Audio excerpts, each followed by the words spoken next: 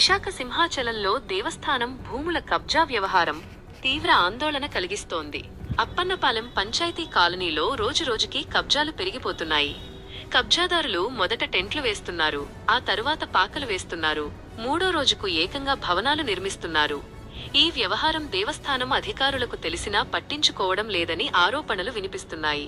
సింహాచలం దేవస్థానం భూములను కాపాడటానికి ఒక ప్రత్యేక విభాగం ఉంది. ఇందులో 75 మంది సిబ్బంది కూడా ఉన్నారు. అయినప్పటికీ వారే అవినీతికి పాల్పడుతున్నారని సమాచారం. కబ్జాదారులకు సహకరిస్తున్నారని ఆరోపణలు ఉన్నాయి.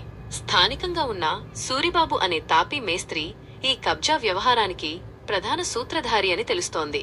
కోట్ల రూపాయల విలువ చేసే భూమిని చిన్న ప్లాట్లుగా మార్చి